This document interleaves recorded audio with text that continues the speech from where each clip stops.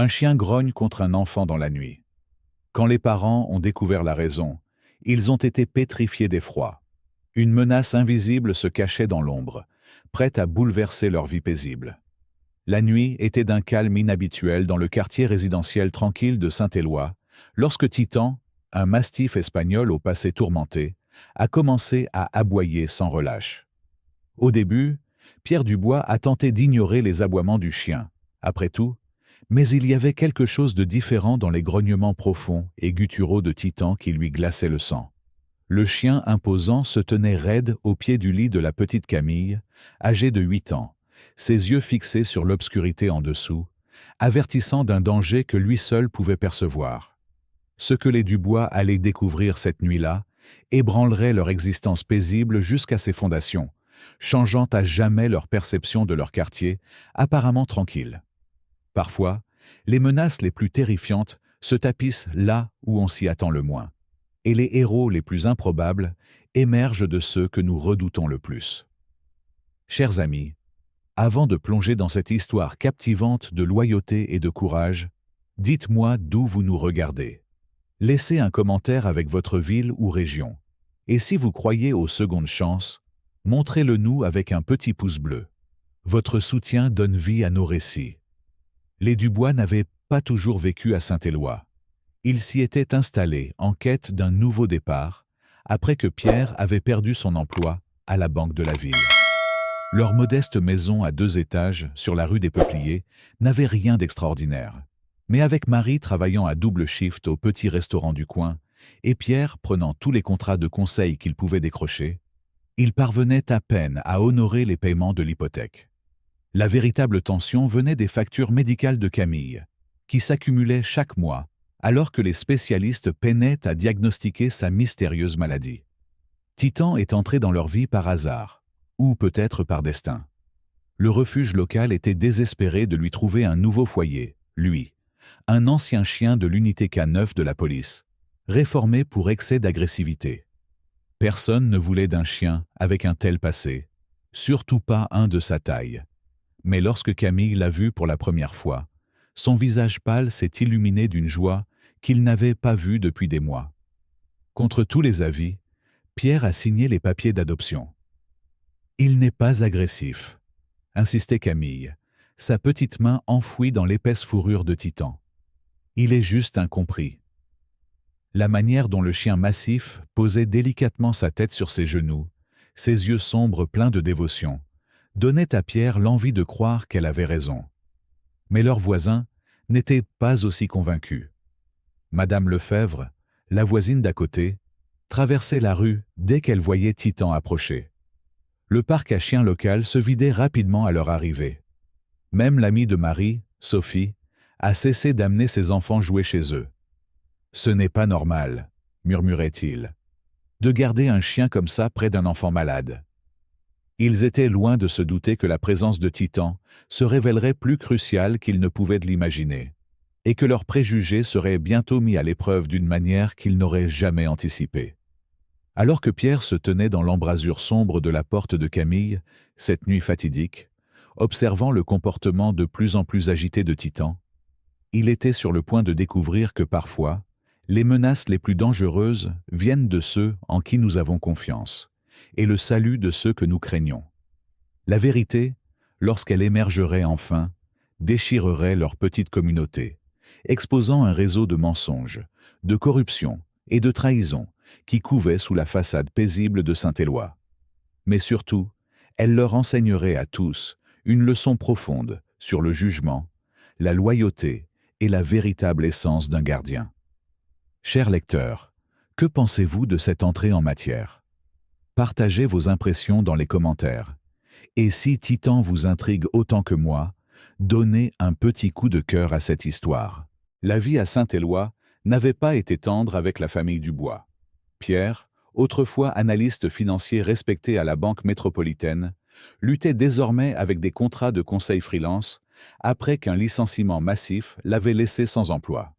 Sa femme, Marie, travaillait à double shift chez Ma Petite Table, son sourire fatigué ne trahissant jamais le poids de leurs factures qui s'accumulaient. Leur modeste maison sur la rue des Peupliers avec sa peinture écaillée et ses marches de porche grinçantes, était un rappel constant de leur dégringolade sociale. Mais leur vrai chagrin tournait autour de Camille, leur fille de 8 ans. Autrefois une enfant vive qui remplissait leur maison de rire. Elle passait maintenant la plupart de ses jours au lit, son énergie sapée par une maladie mystérieuse qui déconcertait tous les spécialistes qu'ils consultaient. Les factures médicales s'entassaient plus vite que leur capacité à les payer, obligeant Pierre à puiser dans leurs économies et même à envisager de vendre leur maison. Dans cette tempête de difficultés est arrivé Titan, un mastif espagnol massif, avec son propre passé troublé. Le refuge local était désespéré de le replacer après qu'il avait été réformé de l'unité K9 de la police pour ce qu'ils appelaient une agressivité excessive. Son dossier ressemblait à une étiquette d'avertissement. Montre des comportements protecteurs intenses, inadaptés à un placement familial, nécessite un maître expérimenté. Quand Pierre l'a vu pour la première fois, la taille imposante du chien et son regard intense l'ont fait hésiter. Mais la réaction de Camille a tout changé. Cela s'est produit lors d'une de ces rares bonnes journées, quand Marie l'avait emmené au refuge pour voir les chiots, une petite tentative pour lui remonter le moral. Au lieu des chiots joueurs, Camille a été attirée par la silhouette sombre et massive dans le chenil du coin.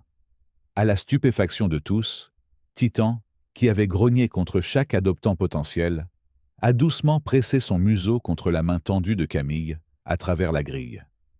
Le personnel du refuge est resté figé, regardant avec incrédulité, alors que le chien agressif s'asseyait calmement, pendant que Camille lui grattait derrière les oreilles. « Il n'est pas effrayant, papa », avait insisté Camille plus tard ce jour-là, ses yeux plus brillants qu'ils ne l'avaient été depuis des mois. « Il est juste seul, comme nous. » Ces mots, combinés au souvenir de l'interaction douce de Titan avec Camille, ont poussé Pierre à signer les papiers d'adoption malgré les mises en garde du refuge et les réserves initiales de Marie. La charge financière d'ajouter un grand chien à leur foyer inquiétait Marie, mais elle ne pouvait nier le changement positif chez Camille. Leur fille commençait à passer plus de temps hors du lit, même si c'était juste pour s'asseoir dans la cour arrière avec Titan à ses pieds. Le chien semblait savoir instinctivement quand Camille avait une mauvaise journée, ne quittant jamais son côté lors de ses pires moments de maladie. Mais alors que Titan se révélait être un géant doux avec les Dubois, la réaction du quartier était loin d'être accueillante. Les parents pressaient leurs enfants à l'intérieur quand Pierre promenait Titan devant leur maison. Le parc à chiens se vidait en quelques minutes après leur arrivée.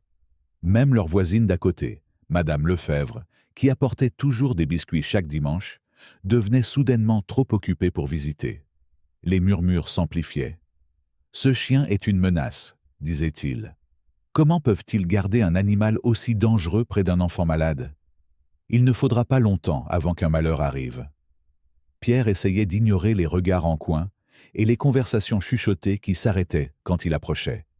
Il se concentrait plutôt sur la manière dont Titan posait doucement sa tête massive sur les genoux de Camille pendant ses traitements, ou sur la façon dont le chien les alertait avant les crises de Camille, leur donnant un temps précieux pour se préparer. Mais l'isolement pesait sur eux tous, ajoutant une couche supplémentaire de stress à leur vie déjà compliquée. Ils n'avaient aucun moyen de savoir alors que les instincts protecteurs de Titan, cette même caractéristique qu'il avait qualifiée de dangereux, se révéleraient bientôt être leur salut. Ils ne pouvaient pas non plus deviner que les craintes de leurs voisins concernant un danger parmi eux étaient justifiées. Elles étaient simplement dirigées vers la mauvaise cible. Alors que l'automne touchait à sa fin et que l'hiver approchait, la véritable menace pour leur communauté prenait forme discrètement, et seul Titan semblait la pressentir. Saint-Éloi s'était toujours enorgueilli d'être une communauté soudée, où tout le monde connaissait ses voisins. Au cœur des récents changements de cette petite ville se trouvait le docteur Julien Moreau, qui avait emménagé dans la vieille maison victorienne au bout de la rue des Peupliers il y a 2 ans. Ancien chercheur scientifique chez Pharmavie, l'une des plus grandes entreprises pharmaceutiques du pays, Moreau restait principalement solitaire, les lumières de son garage brûlant souvent tard dans la nuit. Au départ, les voisins étaient excités d'avoir un résident aussi distingué. La réputation de Moreau le précédait. Il avait été mentionné dans des revues médicales pour ses recherches révolutionnaires sur les maladies rares. Mais avec le temps, son comportement de plus en plus reclusif a suscité des interrogations. La pelouse autrefois bien entretenue devenait sauvage, et d'étranges livraisons arrivaient à des heures inhabituelles.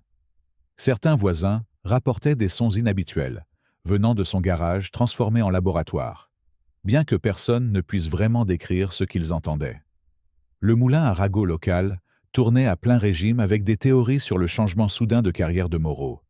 Certains disaient qu'il avait été licencié pour des expériences contraires à l'éthique. D'autres murmuraient à propos de recherches volées. La vérité restait insaisissable, mais un fait était clair. L'influence de Pharmavie planait lourdement sur Saint-Éloi. L'installation de recherche de l'entreprise à la périphérie de la ville employait la moitié de la communauté, et leurs dons caritatifs finançaient tout, de l'hôpital local au laboratoire de sciences du lycée. Les réunions du conseil municipal étaient devenues des affaires tendues depuis l'arrivée de Moreau. Antoine Leclerc, le liaison communautaire au discours suave de Pharmavie, semblait toujours présent, son sourire corporatif n'atteignant jamais vraiment ses yeux. Il portait un intérêt particulier aux lois de zonage et aux réglementations immobilières, surtout celles concernant les installations de recherche résidentielle. Les membres du conseil, dont beaucoup avaient des proches employés par Pharmavie, remettaient rarement en question ses suggestions. Le shérif Paul Lefebvre, mari de Madame Lefebvre, se retrouvait dans une position de plus en plus inconfortable. Ses adjoints rapportaient des plaintes régulières concernant la propriété de Moreau, odeurs étranges, bruits inhabituels, visiteurs suspects, mais à chaque fois qu'ils enquêtaient, les permis de Moreau étaient en règle, ses documents impeccables. Pourtant, quelque chose clochait, bien que Lefebvre ne puisse pas mettre le doigt dessus. La tension à Saint-Éloi croissait comme une tempête qui se prépare lentement. Chez ma petite table, où travaillait Marie, les conversations s'arrêtaient quand Moreau venait prendre son café hebdomadaire. Il s'asseyait seul dans le coin, griffonnant dans son carnet, apparemment indifférent aux regards et aux chuchotements. Marie remarquait que ses mains portaient souvent des égratignures fraîches, et ses yeux trahissaient le regard hanté de quelqu'un portant un lourd secret. La fracture dans la communauté s'approfondissait lorsque Moreau commençait à offrir des consultations médicales gratuites aux familles qui ne pouvaient pas se permettre les soins traditionnels. Certains y voyaient un geste noble, d'autres soupçonnaient des motifs cachés. Le conseil médical local, fortement influencé par Pharmavie, émettait des avertissements sur la pratique médicale sans licence, bien qu'il ne parvenait jamais à faire tenir des accusations. Pendant ce temps, de petits changements ondulaient à travers le quartier. Des animaux de compagnie disparaissaient, pour revenir quelques jours plus tard, apparemment indemnes, mais différents dans leur comportement. Les jardins se flétrissaient mystérieusement, et des insectes inhabituels apparaissaient en nombre sans précédent. Pourtant, chaque fois que des préoccupations étaient soulevées, les rapports d'impact environnemental de Pharmavie ne montraient rien d'anormal dans la région. Les dynamiques de pouvoir à Saint-Éloi avaient subtilement mais significativement changé. Ceux qui questionnaient l'influence de Pharmavie voyaient leurs emplois mystérieusement compliqués par des formalités administratives. Les prêts devenaient plus difficiles à obtenir, les permis plus compliqués à décrocher. Le message était clair mais implicite. Certaines questions valaient mieux rester sans réponse. Alors que les vents d'automne dispersèrent les feuilles sur la rue des Peupliers, personne n'aurait pu prédire comment ces tensions mijotantes allèrent bientôt déborder, ni comment la vérité sur les recherches de Moreau ébranlerait leur communauté jusqu'à son cœur. Les lignes entre le bien et le mal, le héros et le méchant, se brouilleraient d'une manière qui forcerait chaque résident de Saint-Éloi à remettre en question ce qu'ils pensaient savoir de leur petite ville paisible. Les premiers signes de trouble ont commencé un soir frais d'octobre. Le comportement de Titan a changé soudainement et dramatiquement. Le chien, habituellement calme, a commencé à passer ses nuits à arpenter sans relâche devant la chambre de Camille, son corps massif tendu par l'alerte. Ses grognements profonds perçaient en l'obscurité, intensément concentré sur quelque chose d'invisible sous son lit. Au début, Pierre et Marie l'ont attribué à un comportement canin typique. Peut-être des souris dans les murs, raisonnait-il. Mais l'anxiété de Titan s'intensifiait. Il refusait de quitter la chambre de Camille, même pour manger. Pendant la journée, il montait la garde près de son lit, ses yeux sombres fixés sur les coins de la pièce, suivant des mouvements invisibles. Quand Camille dormait, il se positionnait entre son lit et la fenêtre, répondant au moindre bruit par un grognement bas et menaçant qui semblait vibrer à travers le plancher. La réaction de la communauté au changement de comportement de Titan fut rapide et dure. Quand le bruit courut qu'un chien agressif retenait une enfant malade en otage dans sa chambre, le comité de surveillance du quartier convoqua une réunion d'urgence. « Cette bête a enfin montré son vrai visage », déclara Madame Lefebvre à des têtes acquiescentes. « Ce n'est qu'une question de temps avant qu'elle ne craque. » Marie se retrouva à défendre Titan aux portes de l'école, où d'autres mères chuchotaient et éloignaient leurs enfants. « Il la protège », insistait-elle, mais même elle sentait sa conviction vaciller alors que les nuits sans sommeil s'accumulaient. Les cernes, sous ses yeux, s'assombrissaient alors que la vigilance nocturne de Titan continuait, ses aboiements devenant plus urgents, plus insistants.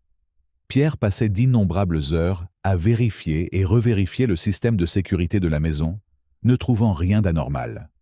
Pourtant, le comportement de Titan suggérait le contraire. Le chien se figeait soudainement, les poils hérissés, fixant des espaces vides avec une telle intensité que même les visiteurs sceptiques se sentaient mal à l'aise. Plus troublant encore étaient les moments où Camille se réveillait de son sommeil agité, affirmant qu'elle sentait quelque chose ramper sur sa peau. La situation atteignit un point de rupture lorsque Titan refusa de laisser quiconque, sauf les Dubois, entrer dans la chambre de Camille. Quand le docteur Lambert arrive pour l'examen hebdomadaire de Camille, le chien bloqua la porte, son corps massif devenant une barrière infranchissable. Aucun ordre ni friandise ne le ferait bouger. Le médecin partit sans examiner Camille, déposant un rapport sur les conditions dangereuses dans la maison. Ce rapport déclencha une visite des services de protection de l'enfance, ajoutant une nouvelle couche de stress aux vies déjà compliquées des Dubois. Le rapport préliminaire de l'assistante sociale notait des préoccupations concernant un animal agressif, posant un danger potentiel pour une enfant vulnérable. Pierre et Marie se retrouvaient à lutter sur plusieurs fronts, contre la maladie mystérieuse de Camille, contre les factures médicales croissantes, et maintenant contre la possibilité de perdre leur fille à cause de leur confiance en Titan. Pourtant, à travers tout cela, Camille restait la plus fervente défenseuse de Titan. « Il essaie de nous dire quelque chose », disait-elle lors de ses moments plus forts, sa petite main enfouie dans sa fourrure épaisse. « Quelque chose ne va pas, et il le sait. » Ces mots se révéleraient bientôt prophétiques, d'une manière qu'aucun d'eux n'aurait pu imaginer, alors que la véritable nature de la menace perçue par Titan se dévoilait peu à peu. Ah, le point culminant arriva une nuit particulièrement froide, lorsque les grognements habituels de Titan se transformèrent en aboiements frénétiques. Ces tentatives désespérées de communiquer allaient enfin conduire les Dubois à une découverte qui briserait leur compréhension de leur quartier tranquille et les forcerait à remettre en question tout ce qu'ils pensaient savoir sur ceux en qui ils pouvaient avoir confiance. Cette nuit décisive commença comme les autres, avec les aboiements persistants de Titan traversant l'obscurité, mais quelque chose dans le comportement du chien était différent, plus désespéré, plus urgent. Le changement survint vers minuit, lorsque son aboiement se transforma soudain en grognement profond et menaçant. Pierre, épuisé par des semaines de sommeil perturbé, décida enfin qu'il ne pouvait plus l'ignorer. Armé d'une simple lampe de poche, Pierre entra dans la chambre de Camille, trouvant Titan positionné défensivement au pied de son lit. Camille dormait paisiblement, apparemment indifférente au tumulte, mais le corps entier de Titan était rigide de tension. La pièce semblait étrangement froide, malgré le chauffage fonctionnant à plein régime. Alors que Pierre balayait la pièce avec le faisceau de sa lampe, les yeux de Titan ne déviaient jamais de l'espace sous le lit de Camille. « D'accord, mon grand, voyons ce qui te met dans cet état », murmura Pierre, s'agenouillant. Le faisceau de lumière ne révéla rien au début, juste l'obscurité habituelle sous le lit d'un enfant. Mais en se penchant plus près, quelque chose attira son regard. Là, dans le coin le plus éloigné, à peine visible, il y avait une petite ouverture dans les lattes du plancher qui n'aurait pas dû être là. Le cœur battant, Pierre tendit la main vers la latte desserrée. Elle se détacha facilement, révélant une petite cavité en dessous. Le faisceau de la lampe éclaira quelque chose qui lui glaça le sang. Des dizaines de petites fioles, soigneusement disposées, contenant ce qui semblait être des spécimens biologiques. Certaines portaient le logo de Pharmavie, d'autres avec l'écriture du docteur. Moreau. Les plus troublantes étaient les étiquettes. Sujet de test 23. Composé X7 échoué. Prometteur. Prêt pour essai humain. Le souffle coupé de Marie depuis l'embrasure de la porte brisa le silence. Elle se tenait là, en robe de chambre, une main couvrant sa bouche d'horreur. « Pierre, qu'est-ce que c'est que tout ça ?» murmura-t-elle, la voix tremblante. Avant qu'il ne puisse répondre, les grognements de Titan s'intensifièrent. L'attention du chien s'était déplacée vers la fenêtre, où une ombre disparut rapidement de la vue. Les instants suivants passèrent dans un flou. Pierre appela la police pendant que Marie rassemblait Camille, encore groggy de sommeil, et la conduisait précipitamment dans leur chambre. Titan restait en alerte maximale, alternant entre la garde de la famille et le retour sur le lieu de la découverte, comme pour s'assurer que les preuves restaient intactes. Le shérif Lefebvre arriva en quelques minutes, le visage grave alors qu'il documentait la scène. Mais quelque chose dans son attitude semblait étrange à Pierre. Une légère hésitation en photographiant les fioles, un rejet trop désinvolte des logos de Pharmavie. Quand Lefebvre suggéra d'attendre le matin pour enquêter davantage, les grognements de Titan prirent une nouvelle cible, le shérif lui-même. Plus troublant encore fut ce qu'ils découvrirent dans les dossiers médicaux de Camille le lendemain. Cachés parmi les résultats de tests de routine, se trouvaient des notes faisant référence à des protocoles expérimentaux et des essais non autorisés. Des pages de données dans l'écriture distinctive du docteur. Moreau détaillait des symptômes identiques à ceux de Camille, accompagnés de composés chimiques et de calculs de dosage. Les implications étaient stupéfiantes. Leur quartier tranquille, leurs professionnels médicaux de confiance, même leurs forces de l'ordre local, jusqu'où s'étendait ce réseau de secrets. Alors que Pierre et Marie étaient assis à leur table de cuisine cette nuit-là, entourés des preuves accablantes, ils réalisèrent qu'ils avaient trébuché sur quelque chose de bien plus sinistre qu'ils n'auraient pu l'imaginer. Titan était couché à leurs pieds, sa vigilance enfin relâchée, maintenant que la menace immédiate était exposée. Mais ses regards occasionnels vers la chambre de Camille suggéraient que ce n'était que le début. L'ampleur réelle de ce qui se passait à Saint-Éloi restait cachée dans les ombres, attendant d'être révélée, et quelque part dans l'obscurité, des yeux invisibles observaient, planifiant leur prochain coup. La découverte des Dubois cette nuit-là allait déclencher une série d'événements qui exposeraient non seulement une conspiration scientifique, mais aussi les sombres dessous de leur communauté entière. La question n'était plus de savoir ce que Titan essayait de leur dire. Il s'agissait de savoir en qui ils pouvaient avoir confiance pour les aider à découvrir la vérité. Titan mérite un élan de cœur pour sa loyauté inébranlable et sa protection, mais malheureusement, les gens ont été trop prompts à le juger sur son passé. Si vous pensez que tout le monde mérite une seconde chance, montrez-le avec un pouce bleu. Mes chers amis, cette découverte vous a-t-elle secoué autant que moi? Dites-moi dans les commentaires ce que vous ressentez face à cette révélation. Et si vous soutenez Titan et les Dubois, un petit cœur bleu serait un beau geste de solidarité. L'arrestation du docteur. Julien Moreau fit les gros titres à Saint-Éloi le lendemain matin. La scène se déroula comme une performance soigneusement orchestrée. Les voitures de police descendirent sur la maison victorienne, avant l'aube, leur lumière silencieuse peignant la rue en rouge et bleu alterné. Les voisins sortirent de chez eux, en robe de chambre et pantoufles, regardant les officiers emmener Moreau menotté, son visage un masque de calme résigné. Les nouvelles locales peignirent un tableau sensationnel. Scientifique fou, pris en flagrant délit d'expérience sur des enfants, hurlait le titre. La journaliste Claire Dupont se tenait devant la maison de Moreau, gesticulant dramatiquement vers le garage scellé derrière elle. Des sources affirment que des expériences illégales étaient menées ici même dans notre communauté paisible, rapportait-elle.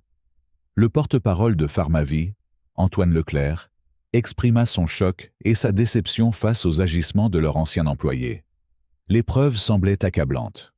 Le raid policier découvrit des dizaines de spécimens non autorisés, des composés expérimentaux et des dossiers détaillés d'essais sur humains.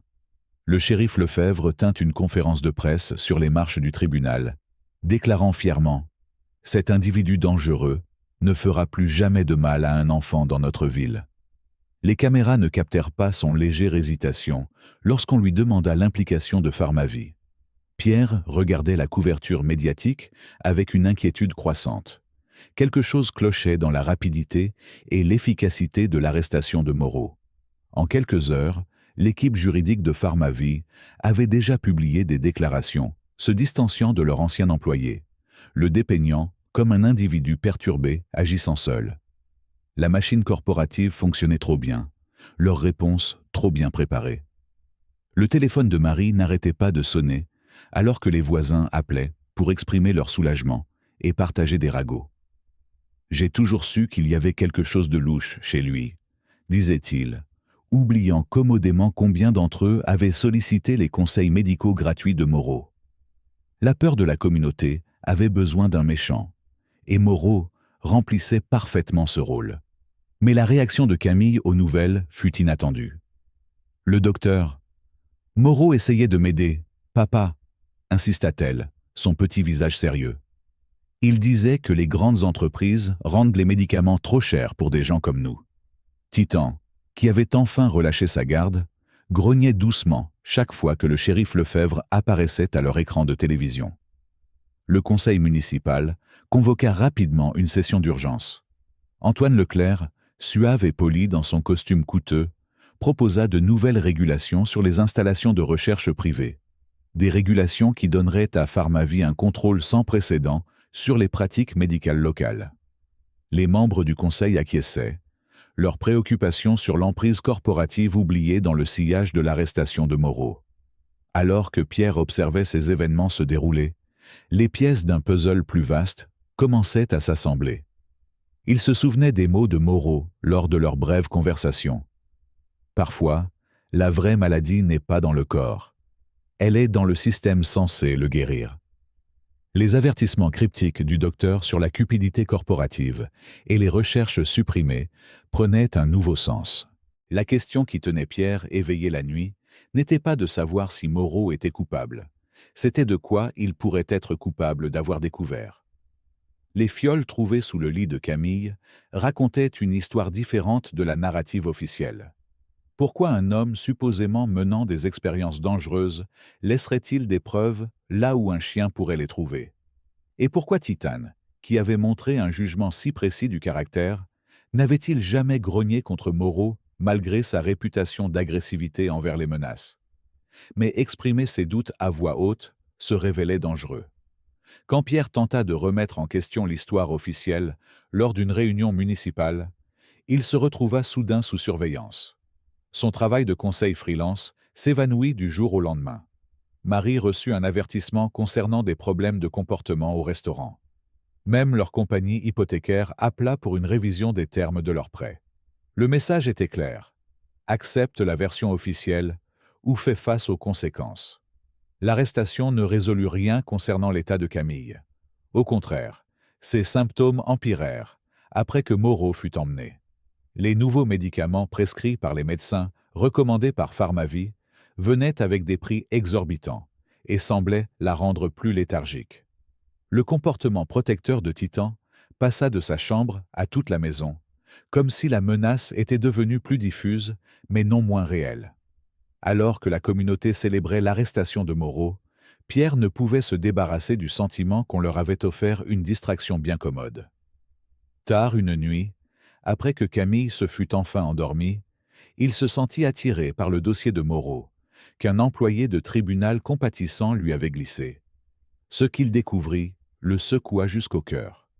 Cachés parmi les rapports de preuves et les déclarations de témoins se trouvaient des fragments de la recherche de Moreau, non pas les expériences dangereuses dont il était accusé, mais un travail révolutionnaire sur des traitements abordables pour les maladies rares de l'enfance, les mêmes qui affligeaient Camille.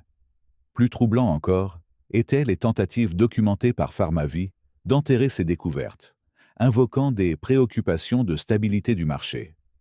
La percée vint d'une source inattendue. Madame Lefebvre, de toutes les personnes, apparut à leur porte un soir pluvieux, serrant nerveusement une enveloppe Kraft.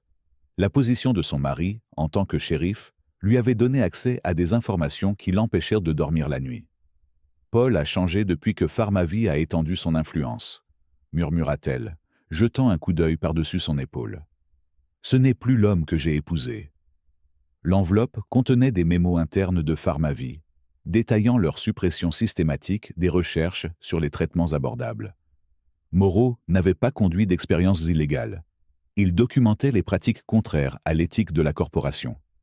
Les spécimens sous le lit de Camille n'étaient pas des preuves de ses crimes. Ils étaient la preuve de la dissimulation de Pharmavie. D'autres révélations suivirent. Des lettres anonymes commencèrent à apparaître, détaillant comment Pharmavie avait orchestré la chute de Moreau. D'anciens employés parlaient de menaces et de pots de vin, utilisés pour maintenir le monopole de l'entreprise sur certains médicaments. Un schéma émergeait de chercheurs qui s'approchaient trop près du développement d'alternatives abordables et se retrouvaient mystérieusement discrédités ou arrêtés. La complicité de la ville était profonde. Le shérif Lefebvre avait reçu des dons substantiels pour sa campagne de réélection de Pharmavie. La nouvelle aile de l'hôpital local était financée par l'entreprise, avec des conditions sur les traitements qui pouvaient être offerts. Même les membres du conseil municipal avaient des proches dans des postes corporatifs bien rémunérés. Les dossiers médicaux de Camille révélèrent la vérité la plus choquante. Sa maladie mystérieuse correspondait aux symptômes décrits dans les recherches supprimées de Moreau, une condition traitable que Pharmavie avait enterrée parce que leur alternative coûteuse était plus rentable. Le docteur n'avait pas expérimenté sur des enfants. Il essayait d'exposer comment ils étaient privés de soins abordables. Pierre et Marie se retrouvaient face à un choix impossible. Rendre cette information publique pourrait aider d'innombrables familles. Mais cela ferait d'eux des cibles d'une corporation puissante qui avait déjà démontré sa volonté de détruire des vies. Dans leur hypothèque, les soins médicaux de Camille, le travail de Marie, tout était en jeu. Titan semblait ressentir leur tourment. Le comportement protecteur du chien s'étendait maintenant à l'enveloppe Kraft et aux dossiers qu'ils avaient rassemblés, comme s'ils comprenaient leur importance. Quand des voitures corporatives commencèrent à passer lentement devant leur maison, les avertissements de Titan prirent une nouvelle urgence. La pièce finale de preuve vint de Moreau lui-même. Une lettre, écrite avant son arrestation et confiée à sa vieille gouvernante, parvint au Dubois. « Ce que vous avez découvert n'est que le début », écrivait-il. « Le vrai crime n'est pas ce qu'ils prétendent que j'ai fait.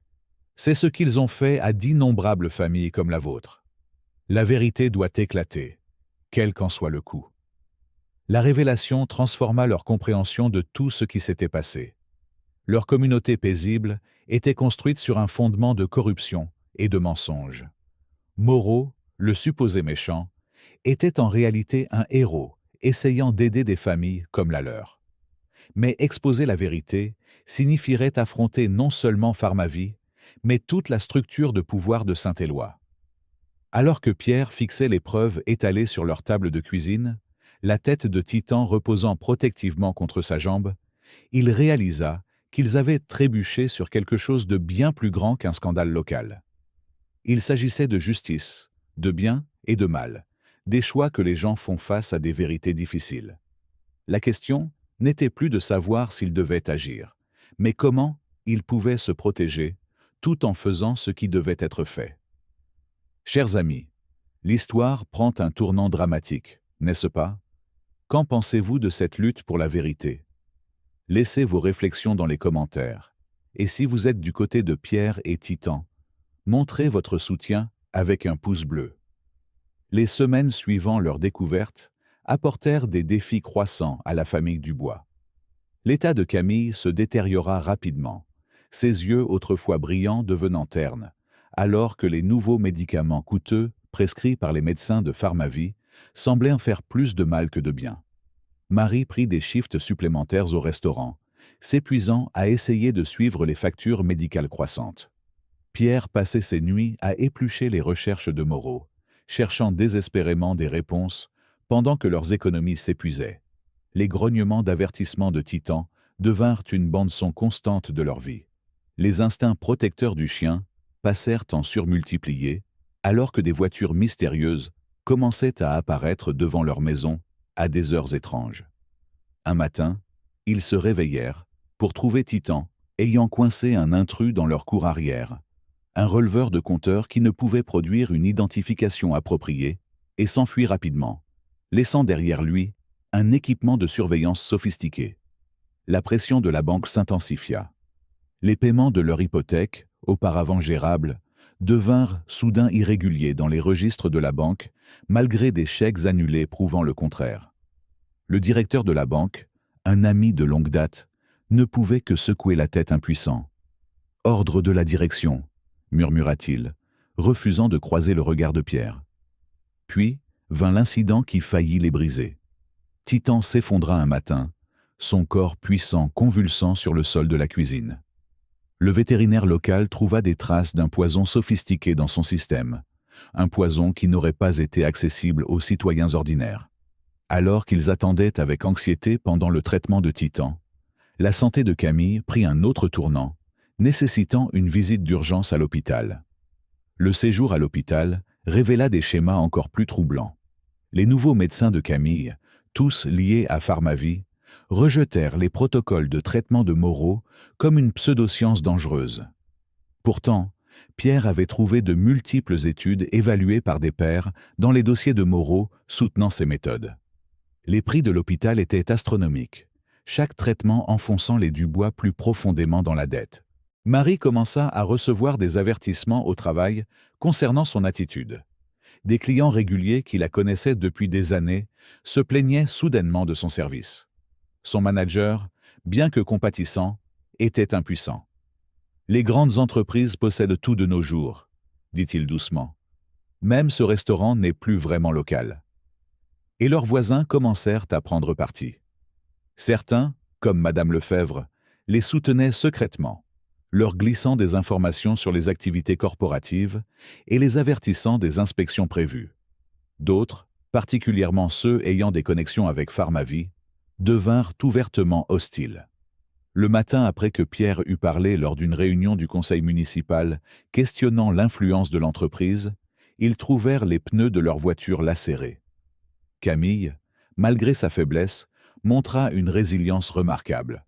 « Titan m'a sauvé », insista-t-elle, assise près du lit du chien en convalescence. « Maintenant, nous devons sauver le docteur. » Moreau. Sa sagesse enfantine perçait à travers les complexités adultes jusqu'au cœur du problème. Titan, encore groggy du traitement, frappait faiblement sa queue à ces mots. Les preuves qu'ils avaient rassemblées peignaient un tableau de plus en plus sinistre. Les recherches de Moreau n'avaient pas seulement prouvé l'efficacité des traitements abordables. Elles avaient documenté une corruption systématique dans la tarification des médicaments, les essais cliniques et les régulations médicales. Mais les papiers sous le lit de Camille étaient des copies de preuves qu'il avait essayé de protéger, sachant qu'il fouillerait sa maison. Alors que leurs ressources diminuaient et que les menaces augmentaient, les Dubois faisaient face à des choix impossibles. Chaque tentative de parler était accueillie par une pression croissante. Leurs téléphones commencèrent à agir étrangement, les emails disparaissaient et les conversations semblaient surveillées. Titan, retrouvant ses forces, ne quittait jamais le côté de Camille, ses grognements protecteurs s'étendant maintenant à quiconque portait un badge corporatif. Le poids de leur savoir devenait presque insupportable. Ils avaient des preuves qui pouvaient aider d'innombrables familles, exposer la corruption corporative et disculper Moreau, mais les utiliser signifiait tout risquer, leur maison, leurs emplois, les soins médicaux de Camille, et peut-être leur sécurité. Le système qu'il combattait avait déjà montré ses crocs, et il savait que la prochaine attaque pourrait ne pas être aussi subtile que l'empoisonnement d'un chien. Pierre trouvait souvent Marie pleurant tard la nuit, sur des factures qu'il ne pouvait payer, et des menaces qu'il ne pouvait combattre. « Nous ne sommes qu'une famille », murmurait-elle. « Comment pouvons-nous tenir tête à quelque chose d'aussi grand ?» Pourtant, chaque fois qu'ils envisageaient d'abandonner, ils se souvenaient du sacrifice de Moreau, pensaient aux autres familles luttant avec des dettes médicales, et retrouvaient leur détermination renforcée. La loyauté inébranlable de Titan, même après avoir été empoisonné, devint leur inspiration pour continuer à se battre. La tension croissante à Saint-Éloi se manifesta de manières inattendues. La ville, autrefois fière de son esprit communautaire soudé, se fractura le long de lignes invisibles. Le marché fermier du dimanche, habituellement un lieu de commérages amicaux et de repas partagés, devint un champ de bataille d'accusations chuchotées et de camps choisis. Ceux qui dépendaient de Pharmavie pour leur subsistance évitaient complètement les Dubois, tandis que d'autres offraient secrètement leur soutien. Un groupe de soutien émergea, se réunissant dans des sous-sols et des arrière-salles, partageant des histoires de factures médicales écrasantes et de pratiques corporatives suspectes. Claire Dupont, la journaliste locale qui avait initialement condamné Moreau, commença à poser des questions gênantes sur l'influence de Pharmavie après que sa mère se vit refuser une couverture pour un médicament essentiel. La division de la ville devenait plus prononcée chaque jour. Madame Lefebvre émergea comme une alliée inattendue, utilisant sa position d'épouse du shérif pour recueillir des informations. « Paul ne sait plus pour qui il travaille », confia-t-elle lors d'une rencontre clandestine au restaurant. « Le budget du département dépend maintenant des fonds corporatifs. » Ses mains tremblaient, alors qu'elle leur passait plus de documents internes, chacun révélant des couches plus profondes de corruption. L'église locale devint un autre point de friction lorsque le pasteur Jacques parla de la cupidité corporative lors de son sermon dominical. Le lendemain, il trouva le statut exonéré d'impôts de son église en révision. Pourtant, sa congrégation se rallia, organisant des ventes de pâtisseries et des collectes de fonds pour aider les familles luttant avec des dettes médicales. Les Dubois n'étaient pas les seuls affectés par les politiques de tarification de Pharmavie. Le docteur Lambert, le médecin originel de Camille, brisa son silence lors d'une réunion municipale dramatique. « J'ai vu des enfants souffrir parce que leurs parents ne pouvaient pas se permettre des traitements qui coûtent quelques centimes à produire », déclara-t-il, la voix tremblante. Le lendemain, sa licence médicale fut suspendue pour révision administrative. Le message était clair.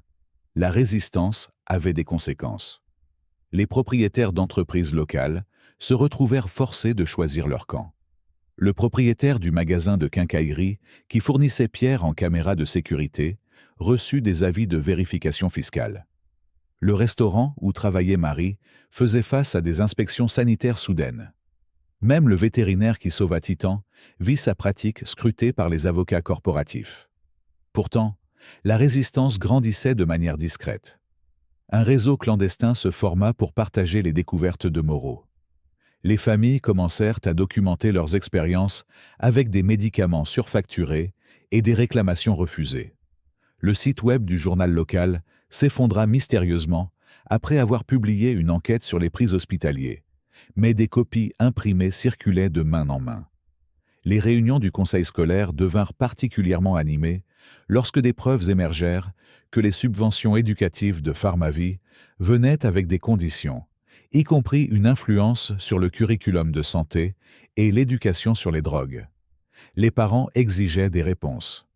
Le porte-parole de la corporation offrait des explications fluides sur l'assurance d'une information médicale précise, mais les doutes avaient été semés.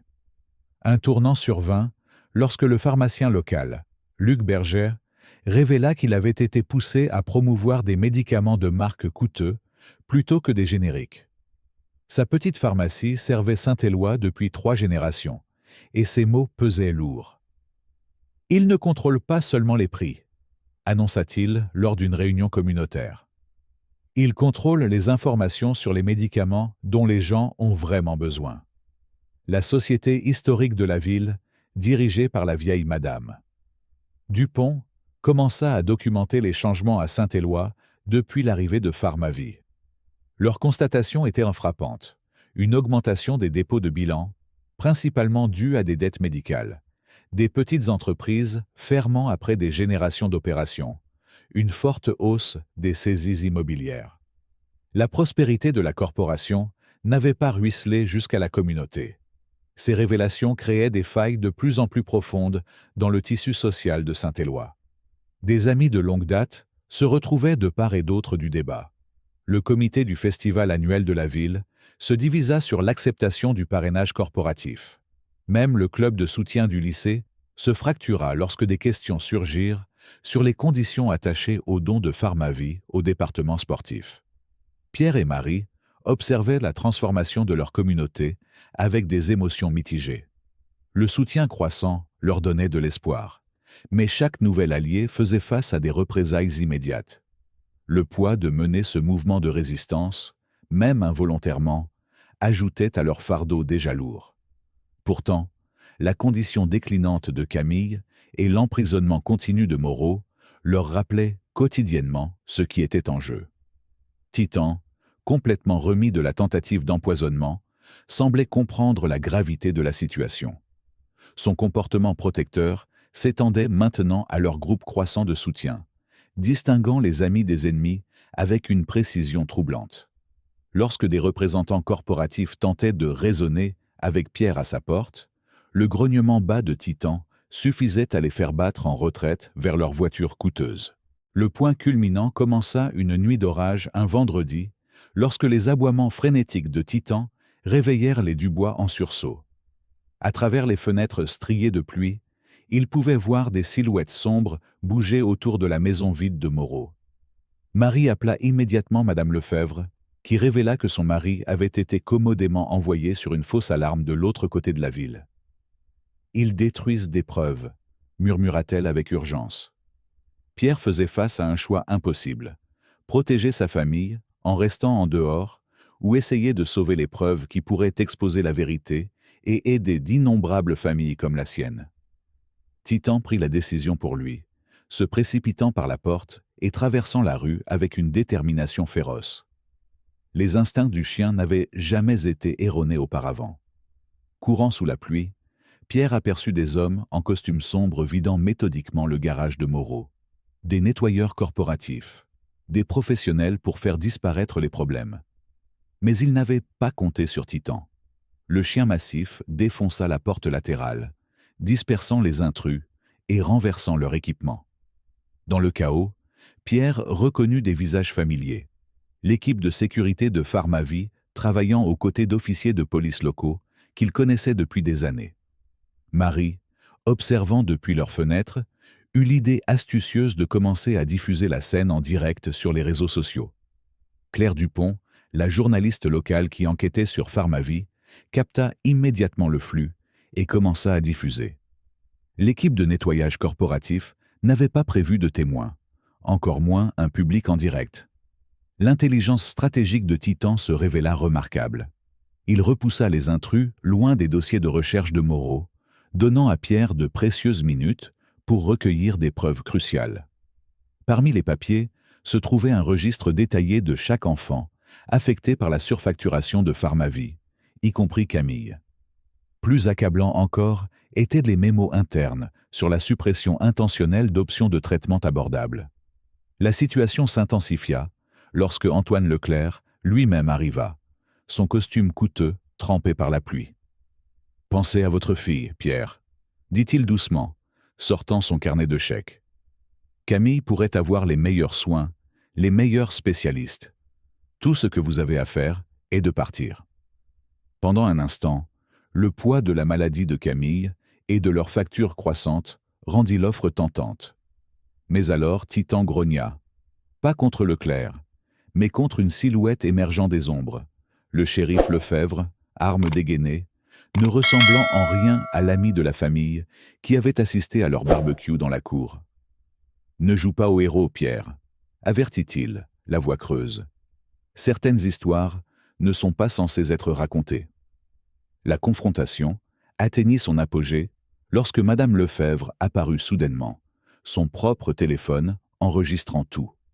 D'autres voisins, attirés par le tumulte, commencèrent à se rassembler malgré la pluie. L'équipe de nettoyage corporatif se retrouva entourée de témoins avec des caméras. Leur opération secrète désormais impossible à cacher. Dans un mouvement désespéré, Leclerc ordonna à ses hommes d'utiliser la force, mais il n'avait pas compté sur la réponse de la communauté. Luc Berger, le pharmacien, bloqua leur camionnette avec son camion de livraison. Le pasteur Jacques mena un groupe de paroissiens pour encercler la maison.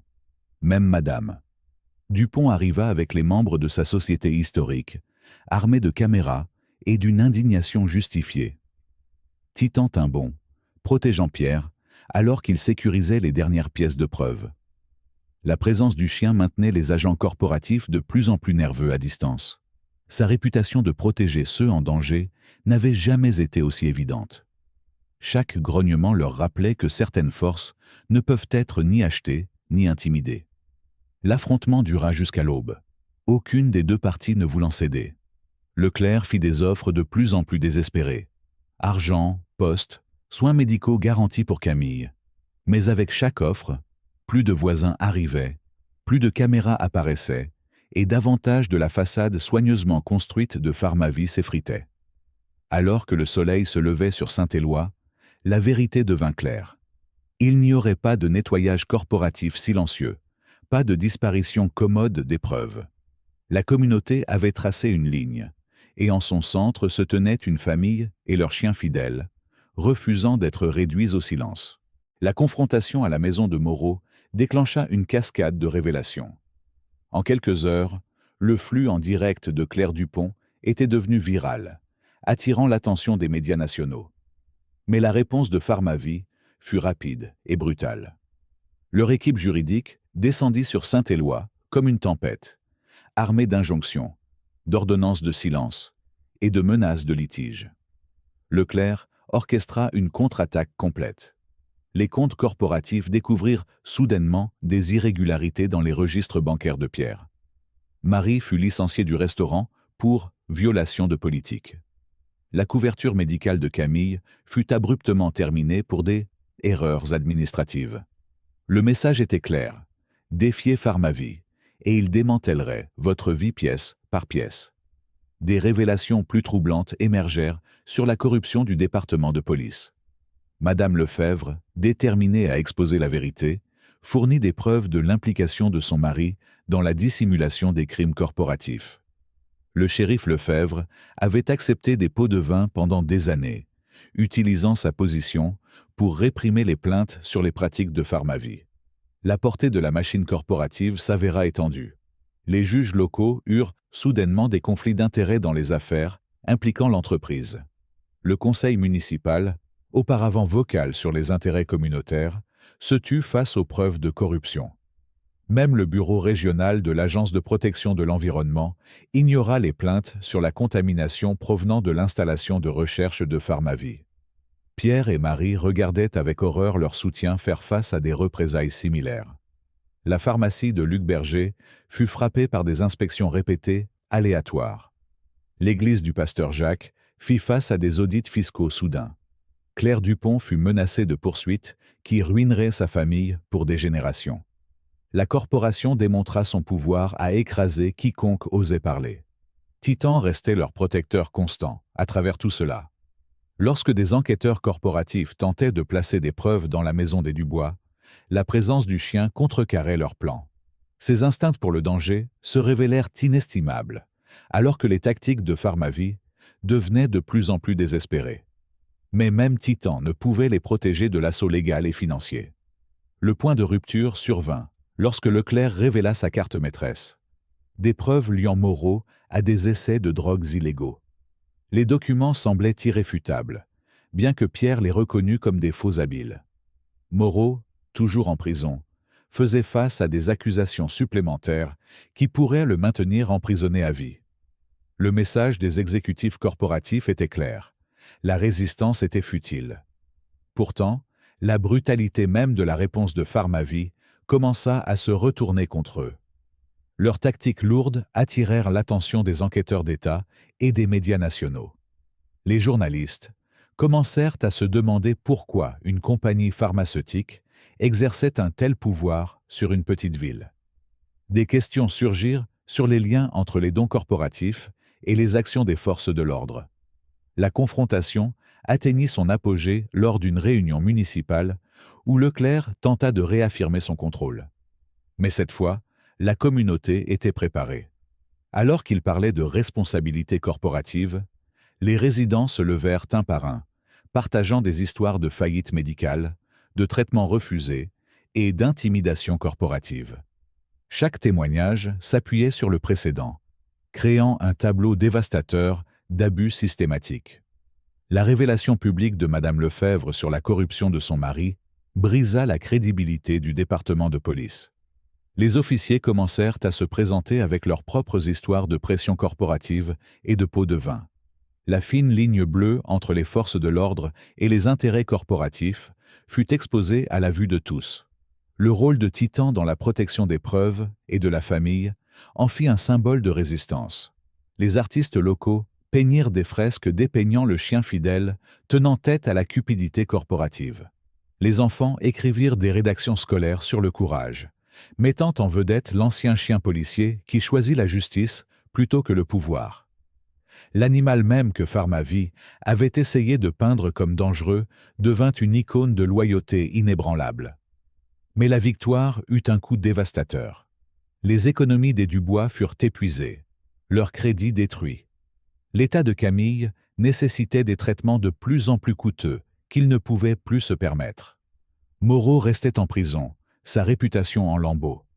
Les preuves qu'ils avaient sauvées prouvaient la culpabilité de la corporation, mais ne pouvaient défaire les dommages causés à d'innombrables vies. Alors que l'attention nationale se focalisait sur Saint-Éloi, les deux camps s'enfoncèrent dans une bataille prolongée.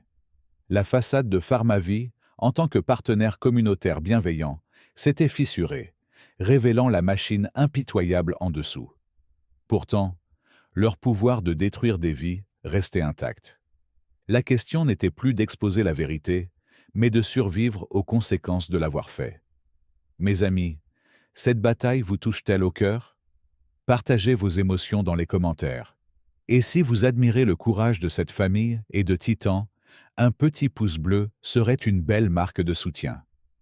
Le coup de tenir tête à Pharmavie commença à prendre son tribut dévastateur. La situation du docteur Moreau s'aggrava en prison. Des accidents mystérieux le laissaient de plus en plus isolé et vulnérable. Son avocat commis d'office se retira soudainement de l'affaire, invoquant des raisons personnelles. Quand Moreau réussit enfin à faire parvenir un message aux Dubois par l'intermédiaire de Madame Lefebvre, il était clair qu'il était systématiquement brisé, tant physiquement que mentalement. L'incident d'empoisonnement de Titan se révéla être juste le début. Le chien nécessitait des soins vétérinaires constants, son corps, autrefois puissant, affaibli par ce que les tests révélèrent être une toxine expérimentale. Les factures vétérinaires s'accumulaient, mais ils ne pouvaient risquer de perdre leur protecteur le plus fidèle. Chaque nuit, malgré sa douleur, Titan maintenait sa veille au chevet de Camille, son dévouement inébranlable même alors que ses forces déclinaient.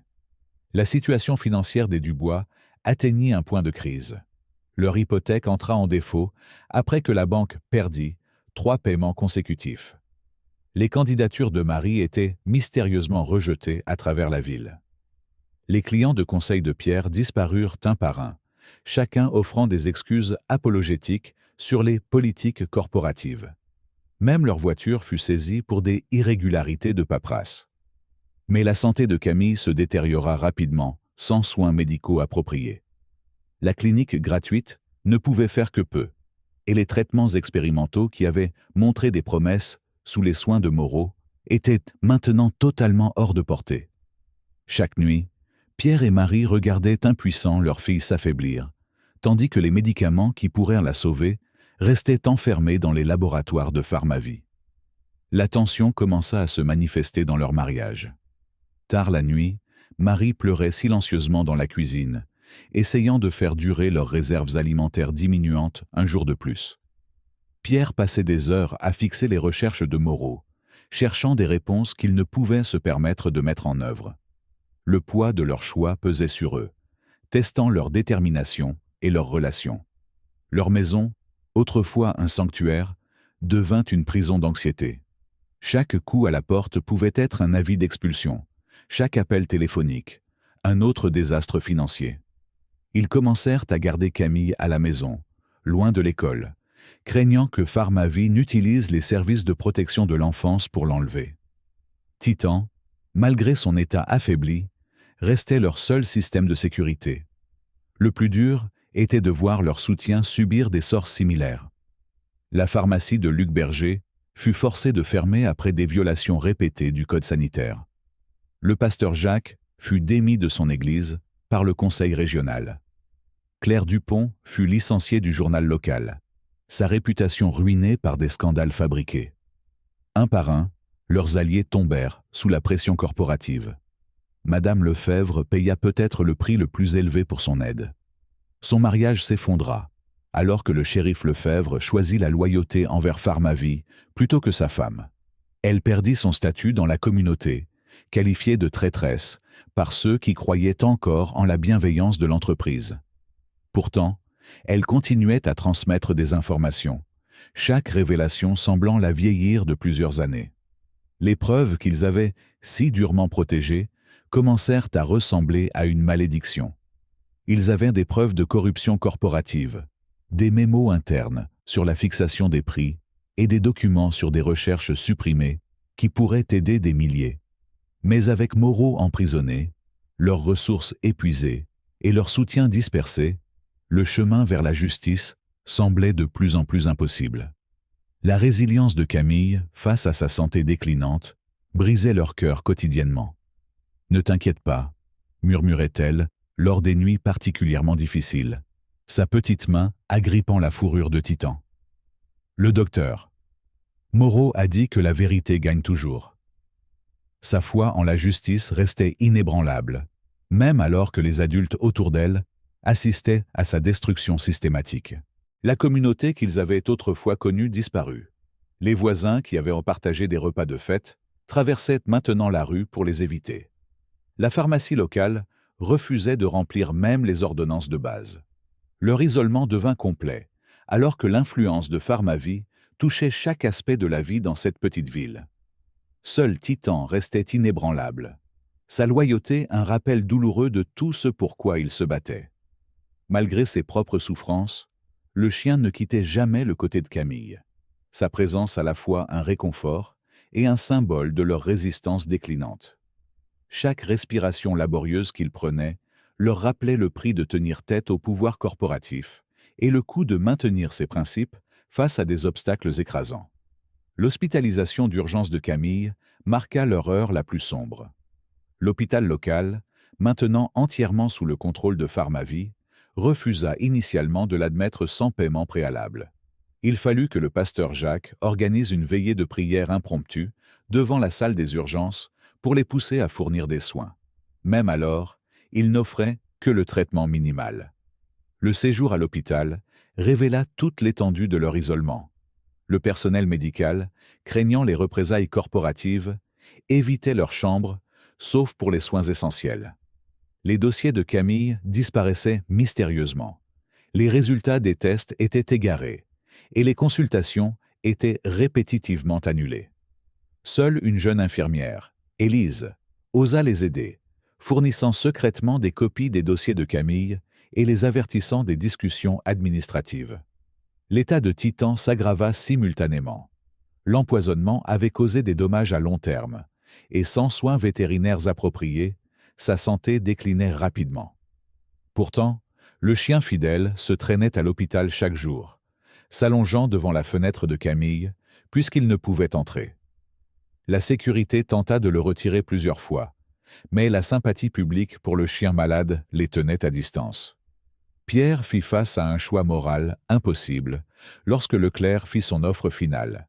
Signer un accord de non-divulgation, témoigner que Moreau avait agi seul dans des expériences non autorisées et Camille recevrait les meilleurs soins médicaux disponibles. L'exécutif corporatif disposa les documents à côté d'une photo de la chambre d'hôpital vide de sa fille. « Pensez à ce qui compte le plus », suggéra-t-il doucement. La force de Marie finit par céder sous la pression. « Peut-être devrions-nous accepter l'accord », murmura-t-elle une nuit, regardant Camille lutter pour respirer. « À quoi sert d'exposer la vérité si notre fille meurt dans le processus ?» Le poids de leurs principes semblait insignifiant face à la souffrance de leur enfant. La situation de Moreau devenait plus désespérée. Son dernier message, sorti clandestinement par un garde compatissant, avertissait que Pharmavie prévoyait de le transférer dans une installation de haute sécurité où il disparaîtrait effectivement. Ses preuves et son témoignage seraient perdus pour toujours, avec tout espoir d'exposer la vérité.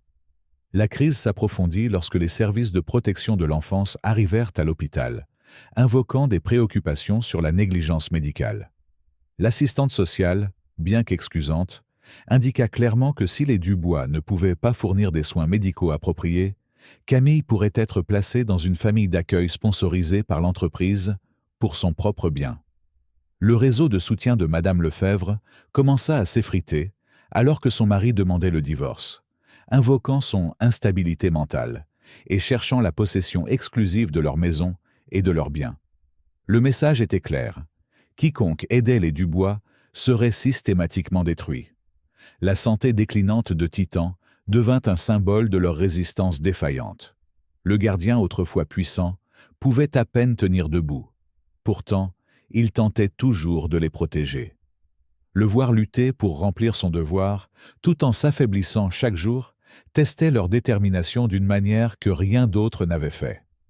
Luc Berger, confronté à la faillite et à des accusations légales, envisageait de retirer son témoignage sur les pratiques de tarification de Pharmavie. La congrégation du pasteur Jacques diminuait alors que la pression corporative montait sur ses soutiens restants. Claire Dupont, incapable de trouver du travail en journalisme, se préparait à quitter la ville. Pierre passait des nuits sans sommeil dans la chambre d'hôpital de Camille, déchiré entre son devoir envers la vérité et son amour pour sa famille. L'épreuve qu'ils avaient combattue pour protéger pesait lourdement dans sa mallette, représentant à la fois le salut et la destruction. Chaque fois qu'il regardait le visage pâle de sa fille, l'offre de Leclerc semblait plus tentante. Le coût de leur résistance était devenu insupportable. Leur fille mourait, leur chien mourait, leur soutien était écrasé, et la machine corporative semblait plus invincible que jamais. La vérité qu'ils avaient sacrifié tout pour exposer semblait destinée à être enterrée avec leurs espoirs de justice. Dans leur moment le plus sombre, il semblait que Pharmavie avait enfin gagné. Ils avaient systématiquement détruit chaque aspect de la vie des Dubois, prouvant que dans le combat entre le pouvoir corporatif et la conscience individuelle, l'issue n'était jamais vraiment en doute. Le vent tourna d'une manière inattendue. Titan, malgré son état affaibli, devint de plus en plus agité une nuit, se traînant répétitivement vers une section spécifique du mur du sous-sol de l'hôpital. Pierre, ayant appris à faire confiance aux instincts du chien, suivit. Derrière un panneau desserré, ils découvrirent une cachette de documents, des décennies d'archives secrètes de recherche de Pharmavie, méticuleusement préservées par un concierge à la retraite depuis longtemps, qui avait été témoin de leur corruption de première main. Les documents révélaient un schéma de malversation corporative bien au-delà de ce qu'ils avaient imaginé. Essais cliniques enterrés, lanceurs d'alerte réduits au silence, recherches supprimées. Tout cela pour maintenir les marges de profit. Plus choquants encore étaient les noms des officiels locaux sur la liste de paie de Pharmavie, y compris des juges, des membres du conseil et des leaders d'entreprises prominents. Le réseau de corruption expliquait pourquoi leur résistance avait été si impitoyablement écrasée. Élise, l'infirmière compatissante, se révéla être une alliée cruciale. Son père avait été l'un des lanceurs d'alerte détruits par Pharmavie des années auparavant. Elle commença à documenter secrètement les pratiques actuelles de l'hôpital, construisant un dossier qu'il serait impossible de rejeter. Ces preuves montraient comment la corporation refusait systématiquement des soins aux patients qui ne pouvaient pas se permettre leur prix gonflé. Une percée survint lorsque Madame Lefebvre découvrit les dossiers cachés de son mari. Le shérif avait conservé des assurances, des registres détaillés de chaque crime corporatif qu'il avait aidé à dissimuler. Quand il réalisa que les preuves manquaient, sa tentative de la faire taire se retourna spectaculairement contre lui. Son comportement agressif fut capturé par des caméras de sécurité, tournant l'opinion publique de manière décisive contre lui et le système qu'il représentait. Les recherches de Moreau se révélèrent prophétiques. Ces cas documentés de surfacturation et de traitements supprimés correspondaient parfaitement aux pratiques actuelles de l'hôpital. Le schéma était indéniable. Pharmavie n'avait pas seulement surfacturé, ils avaient délibérément retenu des traitements vitaux pour maintenir leur contrôle du marché. Le cas d'empoisonnement de Titan devint la clé pour démanteler leur défense. La toxine utilisée fut retracée jusqu'à la force de sécurité privée de Pharmavie, prouvant l'implication corporative dans l'attaque. Le même composé apparaissait dans d'autres cas où les animaux de compagnie de lanceurs d'alerte étaient mystérieusement tombés malades. Ce schéma d'intimidation devint impossible à ignorer. Les médias nationaux percèrent enfin le mur de silence corporatif. La documentation détaillée de Claire Dupont, combinée aux nouvelles preuves, attira l'attention de grands journalistes d'investigation. Des histoires de pratiques corporatives similaires dans d'autres villes émergèrent, révélant un problème systémique qui exigeait une attention fédérale. Le jeune avocat qui prit l'appel de Moreau découvrit des irrégularités dans son arrestation et sa condamnation. Les images des caméras corporelles avaient été altérées, des preuves avaient été placées, et les témoignages des témoins avaient été coercés. L'affaire contre lui commença à s'effilocher, exposant la corruption dans le système judiciaire local. Les registres de la pharmacie de Luc Berger fournirent les preuves financières nécessaires. Sa documentation détaillée des changements de prix et des substitutions forcées de médicaments démontra comment Pharmavie manipulait le marché. Combinée aux recherches de Moreau, elle montrait un schéma clair d'inflation délibérée des prix. Les membres de la congrégation du pasteur Jacques commencèrent à se manifester avec leurs propres histoires. Des années de dettes médicales, de traitements refusés et d'intimidation corporative avaient affecté presque chaque famille à Saint-Éloi. Leurs témoignages combinés peignaient un tableau dévastateur d'abus systématiques de pouvoir. Les registres de la Société historique de Madame Dupont se révélèrent inestimables.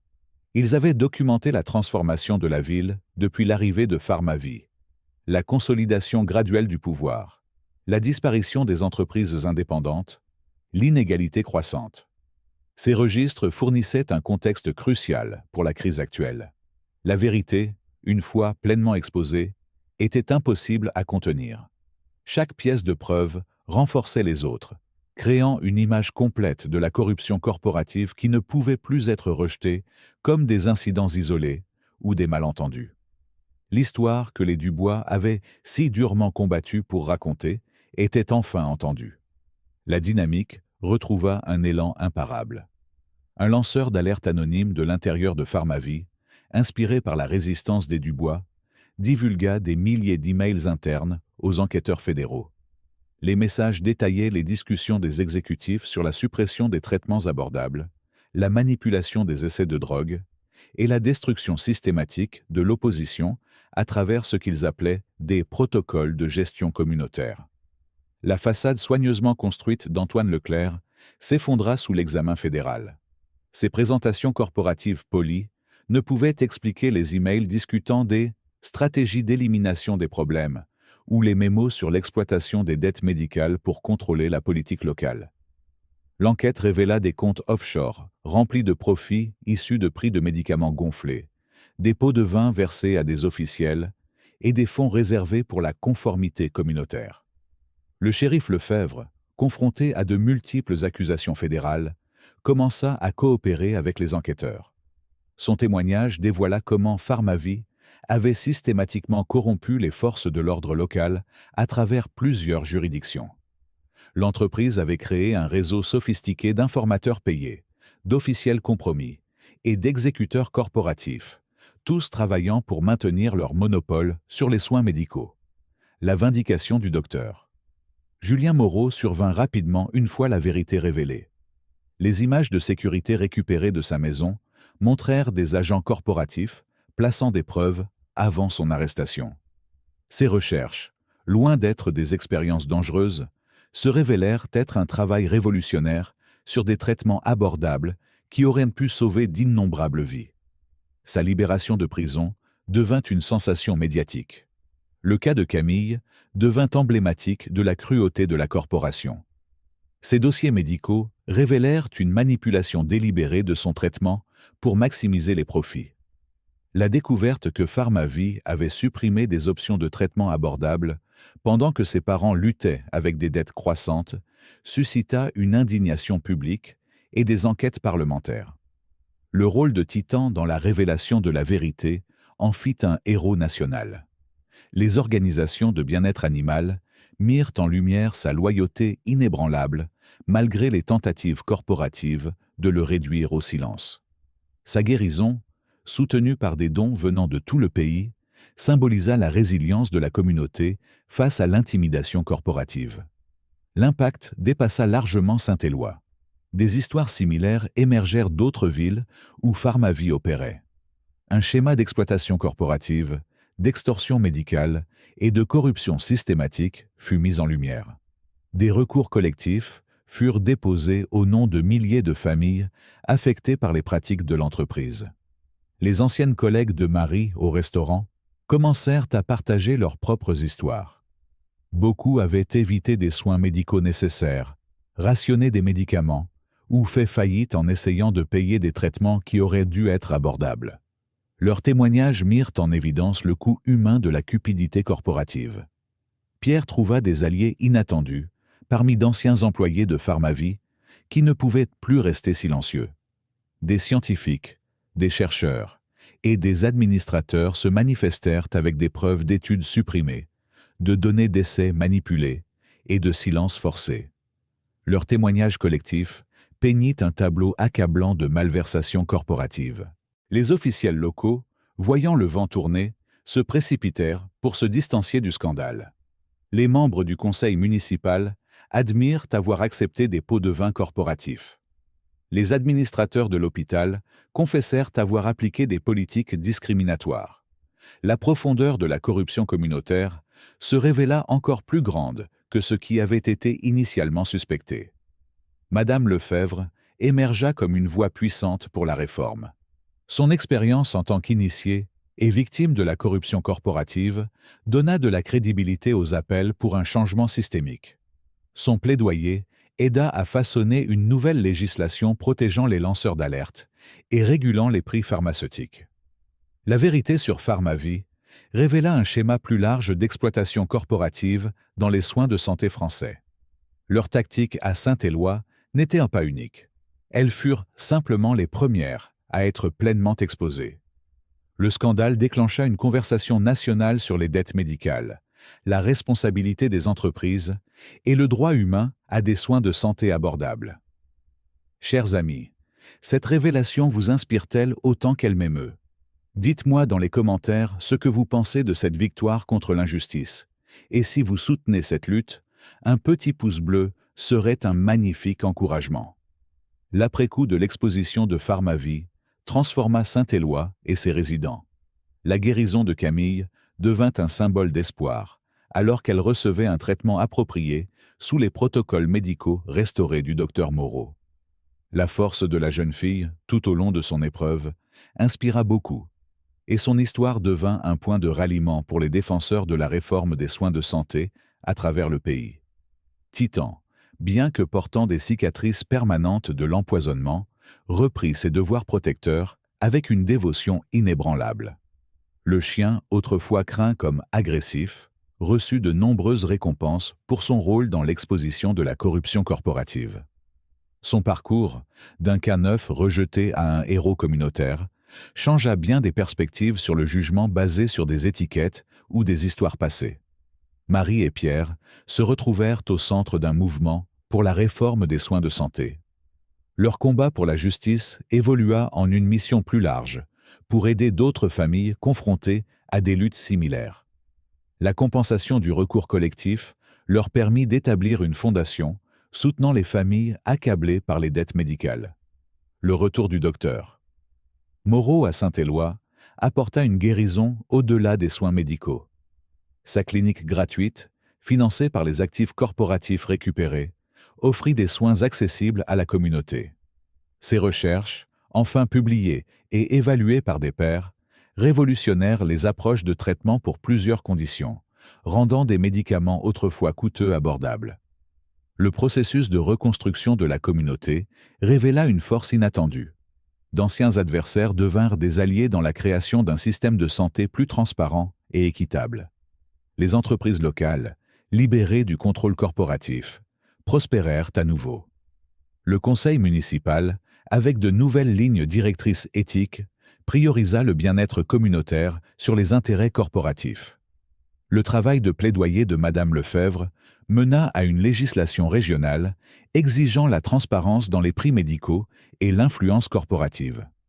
Son parcours personnel, d'épouse privilégiée du shérif à réformatrice, inspira d'autres à s'exprimer contre la corruption. Le groupe de soutien qu'elle fonda pour les familles affectées par les dettes médicales devint une organisation nationale. L'infirmière Élise prit en charge la réforme des pratiques hospitalières. Sa documentation des abus passés aida à créer de nouveaux protocoles, assurant des soins égaux, indépendamment du statut financier des patients. L'hôpital, sous une nouvelle direction, devint un modèle pour une prestation de soins éthiques. La pharmacie de Luc Berger se reconstruisit avec le soutien communautaire, devenant un symbole des services de santé indépendants. Ces registres détaillés de la manipulation des prix corporatifs devinrent une lecture obligatoire dans les cours d'éthique médicale. L'engagement de la pharmacie envers des médicaments abordables restaura la foi dans les prestataires de santé locaux. La congrégation du pasteur Jacques grandit à travers l'adversité. L'Église devint un centre pour la guérison communautaire, offrant des conseils et un soutien aux familles se remettant de années de dettes médicales et d'intimidation corporative. Leur expérience favorisa des conversations plus profondes sur la justice sociale et la responsabilité des entreprises. Le reportage d'investigation de Claire Dupont gagna une reconnaissance nationale. Sa couverture détaillée du scandale lança sa carrière en tant que journaliste respecté, se concentrant sur la responsabilité corporative. Ces enquêtes continues sur les pratiques de l'industrie des soins de santé continuèrent à exposer des schémas similaires à travers le pays. La Société historique de Saint-Éloi, sous la direction de Madame Dupont, documenta minutieusement toutes les preuves. Leurs archives devinrent une ressource pour d'autres communautés, luttant contre l'exploitation corporative. Le travail de la Société assura que les générations futures comprendraient l'importance de rester vigilantes contre la corruption. La récupération de la ville devint une étude de cas sur la résilience communautaire et le pouvoir de l'unité contre la cupidité corporative. La transformation de Saint-Éloi, d'une ville contrôlée par une entreprise à un modèle de gouvernance transparente et centré sur la communauté, inspira des changements similaires à travers le pays. Le dernier chapitre de la transformation de Saint-Éloi porta des leçons profondes sur la justice, la loyauté et la force communautaire. L'histoire des Dubois, loin de se terminer avec l'exposition de Pharmavie, devint un témoignage du pouvoir durable de la vérité et de la persévérance. Leur expérience prouva que même les géants corporatifs les plus redoutables pouvaient être renversés lorsque les gens s'unissaient pour la justice. L'héritage de Titan s'étendit bien au-delà de son rôle dans la révélation de la corruption. La loyauté inébranlable du chien inspira des changements dans les procédures d'évaluation des unités K9, remettant en question les préjugés sur les animaux agressifs. Les programmes d'entraînement commencèrent à mettre l'accent sur la compréhension et la réhabilitation, plutôt que sur le rejet rapide. Son histoire devint une lecture obligatoire dans les cours d'éthique vétérinaire. Camille se rétablit pleinement sous les soins du docteur Moreau. Sa résilience face à des années de souffrance inutiles mit en lumière le coût humain de la cupidité corporative. Elle grandit pour devenir pédiatre, consacrant sa carrière à s'assurer que les enfants reçoivent des soins appropriés, quel que soit le statut financier de leur famille. Son expérience la transforma en une puissante défenseuse de la réforme des soins de santé. L'hôpital réformé de Saint-Éloi devint un modèle national pour une prestation de soins transparente et éthique.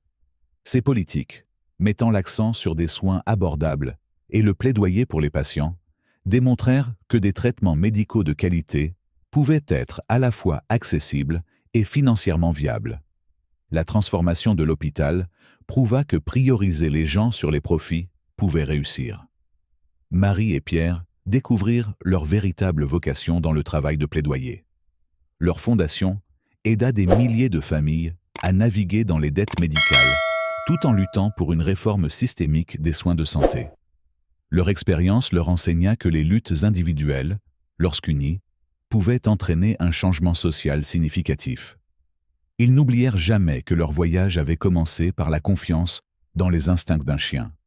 La vindication du docteur Moreau mena à plus qu'une rédemption personnelle. Ses recherches, enfin mises en œuvre largement, révolutionnèrent les protocoles de traitement pour de nombreuses conditions.